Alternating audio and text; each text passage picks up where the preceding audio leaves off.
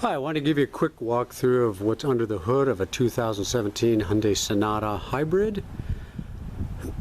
Starting at the very front is the latch, and I'll zoom in on that. In case your hood releases while you're driving down the road, you're very thankful for your latch. The way you get to it is when you pop the hood. I'm not going to put it the whole way, but when you pop the hood, it usually comes up about an inch and it catches that latch. Just run your fingers across. See, it's about just to the right of the Hyundai sign here. Throw your fingers across, or move your hand across, get it open, close that latch, and you can lift the hood up. That's how the latch action works. Moving from right to left in the vehicle, the HEV is the high efficiency vehicle battery fluid. Sometimes it'll come up on your dash saying you have to replace it. That's where you do that. There's another video on what to buy and how to replace that. Right behind it is the fuse box. I'll go ahead and open that so you can see how to do that. There are two catches on it. Front and back. We'll click a little bit and off they come. All your fuses are in there. The user manual will tell you what they are. They're all labeled with the amperage on the outside, so if you ever have to replace one, you know what to do, or which one to buy. Just to the left of the fuse box is the air filter, and it says right on it, pull out to open, so I'm going to show you how to do that. Just grab both sides, pops right off. Put it on the top first and it snaps down. Just behind the air filter is the brake fluid. And there's a little black cap. I'll zoom in on it. By the way, if you see any orange things in the back, like that wiring back there, that's your high efficiency vehicle battery cable. You don't want to cut that. It doesn't matter if you touch it, but you don't want to cut it.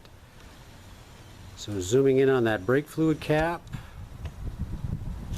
It's a good idea too if you're ever going to do that and open it. I've already cleaned mine, but just wipe it off with a cloth.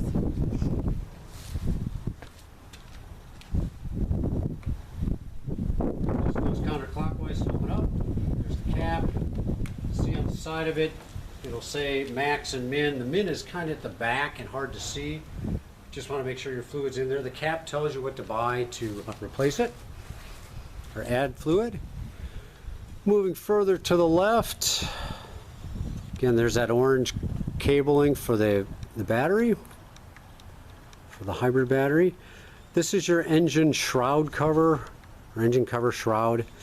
In it, you're going to see two holes, dipstick for the oil, and you notice I usually leave a little cloth in there, so I always have one available to check.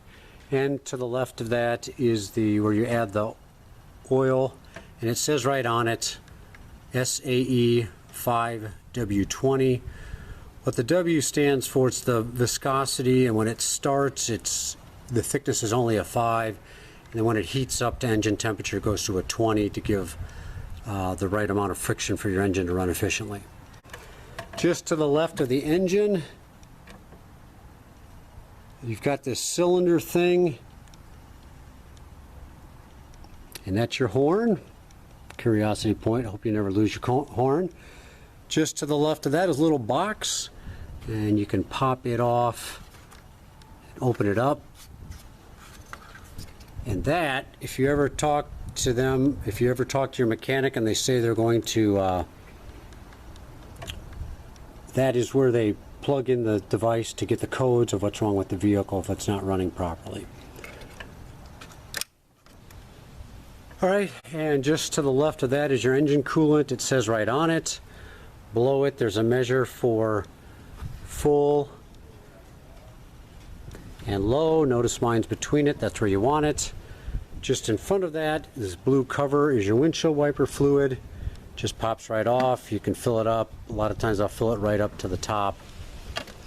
And in front of that are two silver pipes. And they both have little yellow, or they have two yellow caps on them. One is an H for high pressure, and one is an L for low pressure down at the bottom. If you ever want to add coolant, in this case it says for our vehicle it should be R134 alpha.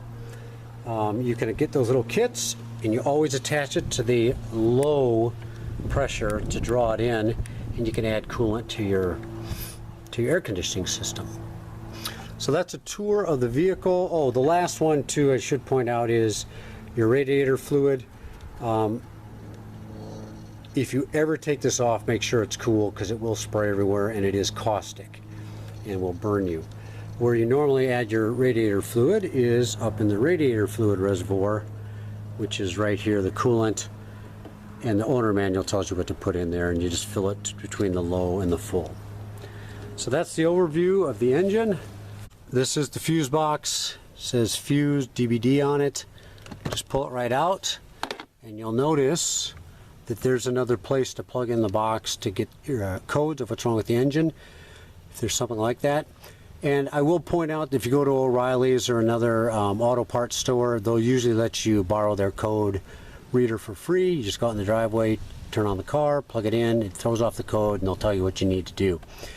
You'll also notice all those fuses in there, and they look confusing and everything, but there's a code for them, and these will tell you exactly what you need to do. So for instance, let's say the power outlet in your car isn't working. It's probably the fuse is wrong, and you see on the right hand side you see washer at the top, then a blank one, and then it says power outlet, and to the right of it it says 20 amps in the other direction. Well, if you look in your box up there, if you count down 3, there's a green one. It says 20A on it. If you get a needle nose plier, you can pull it out and then buy a new one and then just pop it back in. That's how you do the fuses.